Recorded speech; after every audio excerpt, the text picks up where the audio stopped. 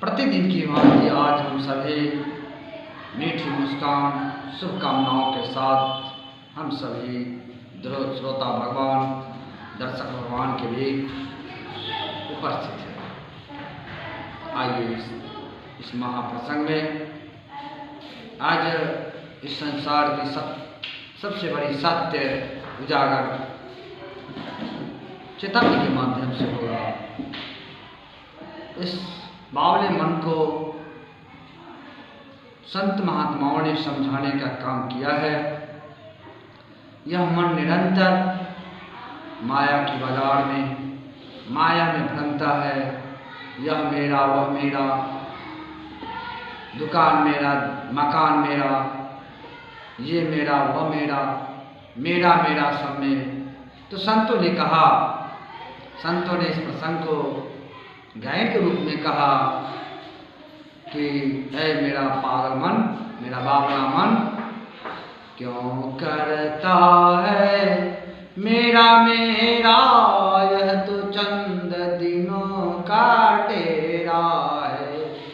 क्यों करता मेरा मेरा यह तो चंद दिनों का डेरा है। यहाँ कोई रहने न पाता, चंद दिनों का डेरा है। क्या जान मान मर्यादा में तू, अहंकार में तू भूल रहा। न सोच समझ ले रे मन मूर्ख, आखिर में पछताएगा। सोच समझ ले रे मन मूर्ख, आखिर में पछताएगा। क्यों कहता मेरा मेरा यह तो चंद दिनों का डेरा है। कोई यहाँ पर रह न पाता, देखो अंबर में लगी भीड़ है भारी। उसमें तुझे उड़ना अकेला है, उसमें तुम्हें उड़ना अकेला है। चल जाड़े पंछी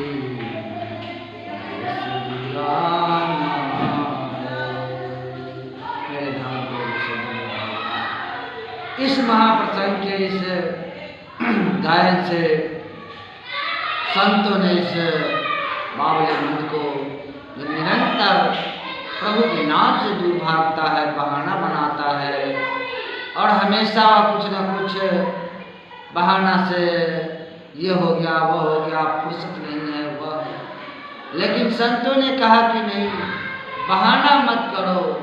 अरे जिसने इतनी सुंदर काया देकर भेजा जग में, उनके नाम दो शब्दों से उच्चारण करने के लिए कोई बहाना सिवा शिकायत मत करो। यह समझो कि भगवान ने मुझे दिया, वह बहुत दिया, भाग्य से ज़्यादा दिया। प्राप्त ही पर्याप्त है, प्राप्त ही पर्याप्त है। मेरे धर्म प्रेमी सज्जनों भाई, जब इस प्रकार से सोच मन में करेंगे, अच्छी सोच, सकारात्मक सोच, तब जीवन सार्थकता की ओर बढ़ेगा, जीवन में शांति की ओर मार्ग प्रशस्त होगा। नहीं तो कंटीली झाड़ी में मन दिन प्रतिदिन अटकता चला जाएगा और संसार के झंझटों में फंसता चला। फिर आगे की पंक्ति में संतों ने कहा कि संसार से कितना पाने की अपेक्षा करते हो, बस कुछ और नहीं। हित मित्र नाते रिश्तेदार, सब दो बूंद आंसू स्वार्थ के बहाएंगे। लौट सभी लौट लौट घर आएंगे। सोच समझ लो रे मन मूर्ख, सोच सोच समझ लो रे मन मूरख, लौट लौट सब घर आएंगे। अरे कंचन जैसी काया जल गए, कोई न आया पास रे। काली काली जुल्फे जल गई, जस सूखी घास रे। काली काली जुल्फे जल गई, जस सूखी घास रे। कंचन जैसी काया जल गई, कोई न आया पास रे। स्वार्थ के दो बूंद आंसू बहा के सब लौट लौट घर आएंगे, सब लौट लौट घर आएंगे। अपनी स्वार्थ देख के सब हर्ष से हर्षाएंगे। सोच समझ ले रे मन मूरख, आखिर में पछताएगा। एक ही धर्म एक ही कर्म, सबके है साथी। जगत के झूठा खेल है मेरे सरसाथी, जगत के झूठा खेल। इस जगत के झूठे खेल में हमने बेमेल होकर जीने के लिए कहा। ये बेमेल का मतलब यह नहीं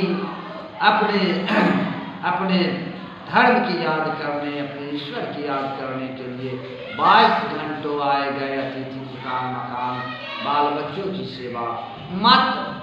मात्र 1 घंटे सुबह 1 घंटे शाम, यदि वह भी निकाल ना सको तो 1 घंटे 23 घंटे बाल बच्चों की सेवा में लगा दो, लेकिन 1 घंटे उन परम पिता परमात्मा की याद में लगा दो, जिससे जीवन संवरेगा।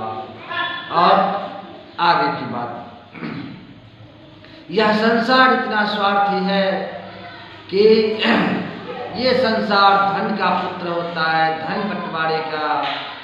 जब पाई के पिता अपने पुत्र को बीच विभक्त कर देते हैं, घर द्वार बांट देते हैं, तब उन पिता के पास कैसा समस्या आता है।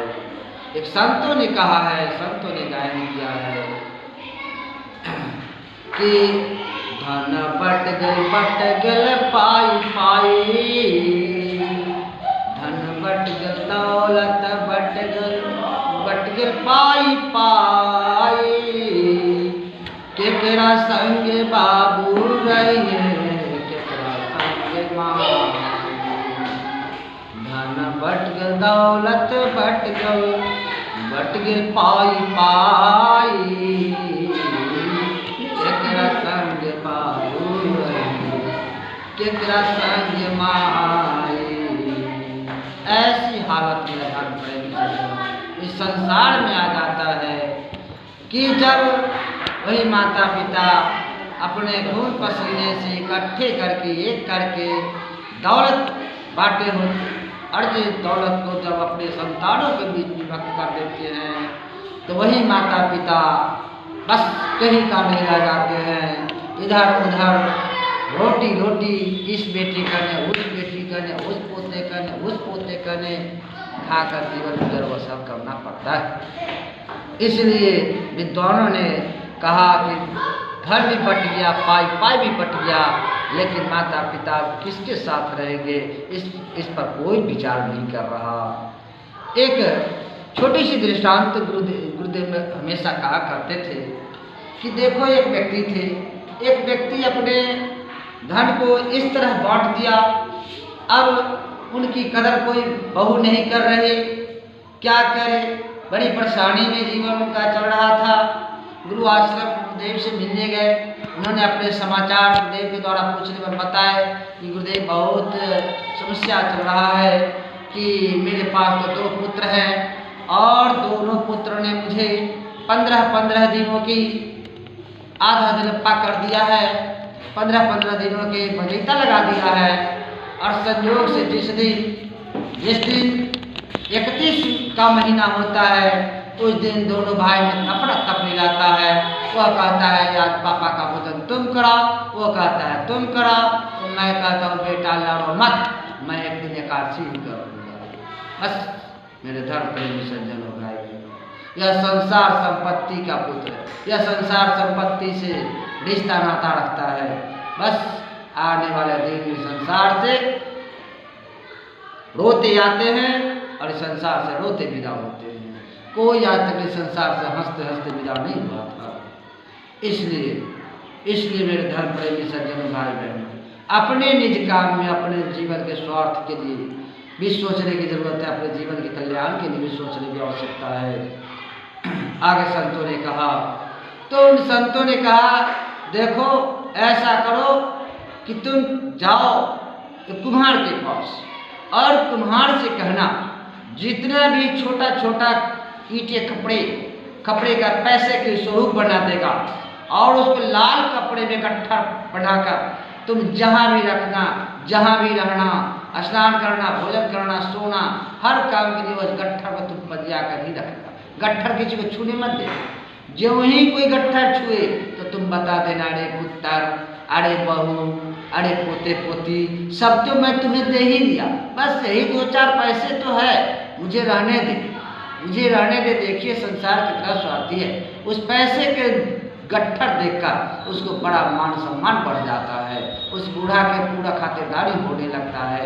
लेकिन एक दिन बूढ़ा स्वर्ग सिधार जाते हैं, उसी खपड़े के लोग लालच ऊपर के सब सेवा कर रहा था। जब स्वर्ग सिधार जाते हैं तो देखते हैं खोल करते, ये तो बूढ़ा मुझे हम लोगों को ठग कर चला गया।